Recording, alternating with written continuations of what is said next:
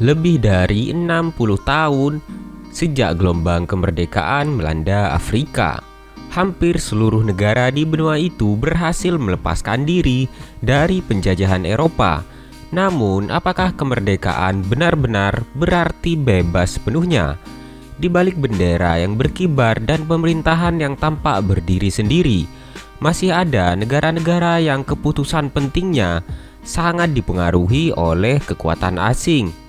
Mulai dari keberadaan pangkalan militer, kendali terhadap sumber daya alam, hingga ketergantungan ekonomi yang membuat ruang gerak pemerintah menjadi sangat terbatas.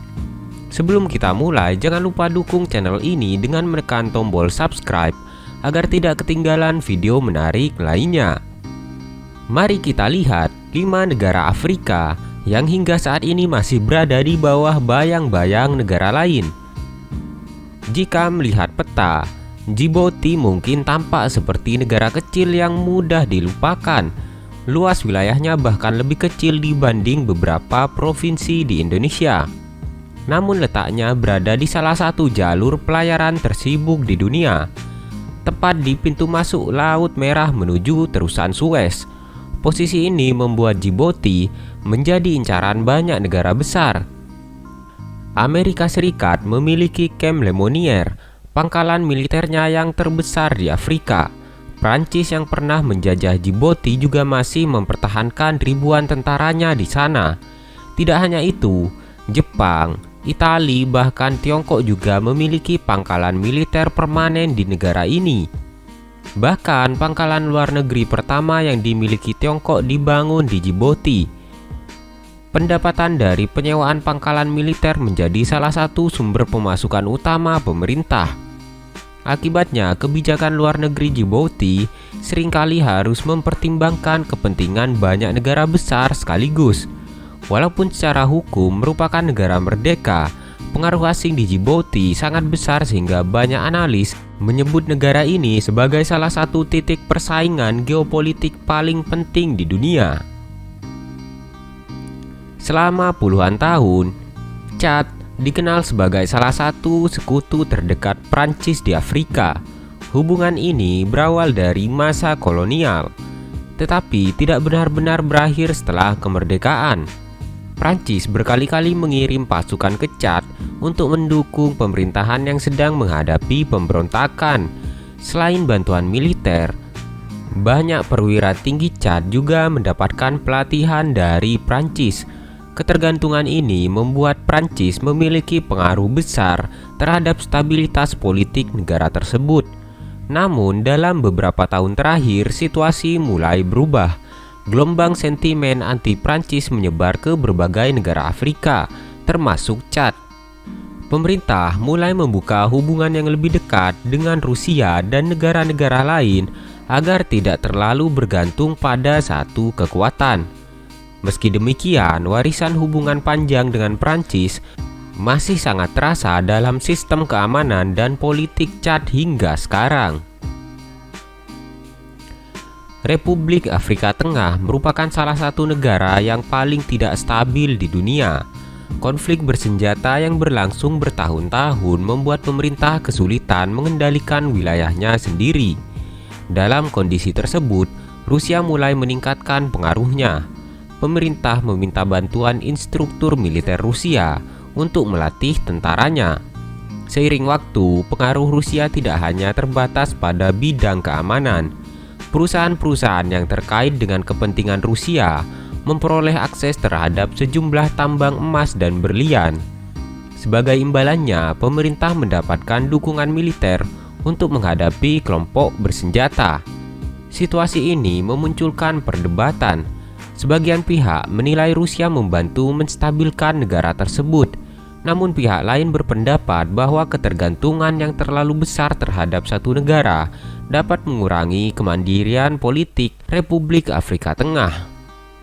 Selanjutnya ada Niger. Niger memiliki cadangan uranium yang sangat besar. Mineral ini sangat penting untuk pembangkit listrik tenaga nuklir. Selama bertahun-tahun, perusahaan-perusahaan Prancis menjadi pemain utama dalam sektor pertambangan uranium di Niger. Sebagian besar hasil tambang tersebut diekspor ke Eropa. Namun setelah terjadi kudeta militer tahun 2023, hubungan Niger dengan Prancis memburuk. Pemerintah baru meminta pasukan Prancis meninggalkan negara itu. Di sisi lain, Rusia mulai meningkatkan hubungan dengan pemerintahan baru. Amerika Serikat yang sebelumnya juga memiliki pangkalan militer di Niger ikut menghadapi ketidakpastian mengenai masa depan kehadirannya. Kini Niger menjadi salah satu contoh bagaimana satu negara Afrika dapat menjadi ajang persaingan berbagai kekuatan dunia. Guinea Ekuatorial termasuk negara kaya minyak jika dibandingkan dengan ukuran wilayahnya. Namun dalam beberapa dekade terakhir, negara ini juga semakin bergantung pada investasi dari Tiongkok.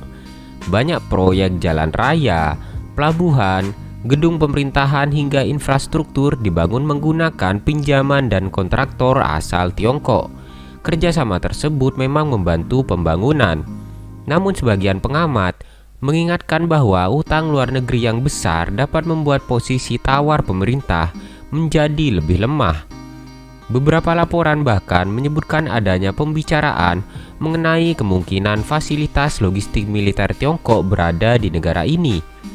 Meskipun berbagai informasi tersebut masih menjadi perhatian dan perdebatan internasional. Terlepas dari itu, hubungan ekonomi Guinea Ekuatorial dengan Tiongkok menunjukkan bagaimana pengaruh sebuah negara tidak selalu datang melalui kekuatan militer, tetapi juga melalui investasi dan pembiayaan. Pengaruh negara asing terhadap negara-negara Afrika sebenarnya bukan hal yang baru. Yang berubah hanyalah siapa pemain utamanya. Jika dahulu sebagian besar negara-negara kolonial Eropa, kini persaingan juga melibatkan Amerika, Rusia, Tiongkok hingga kekuatan regional lainnya. Di satu sisi, kerjasama internasional dapat membantu pembangunan dan meningkatkan keamanan. Namun di sisi lain, ketergantungan yang terlalu besar juga membatasi kemampuan suatu negara dalam menentukan kebijakan secara mandiri. Karena itulah, kemerdekaan di era modern tidak lagi hanya soal terbebas dari penjajahan. Kemerdekaan juga berarti memiliki kemampuan untuk mengambil keputusan tanpa tekanan dari pihak luar. Menurut kalian, negara mana yang saat ini memiliki pengaruh paling besar di Afrika? Apakah Prancis, Amerika Serikat, Rusia, atau justru Tiongkok? Tulis pendapat kalian di kolom komentar. Jika kalian menyukai video seperti ini, jangan lupa tekan tombol like, subscribe, dan aktifkan lonceng notifikasi agar tidak ketinggalan pembahasan menarik lainnya. Sampai jumpa di video yang berikutnya.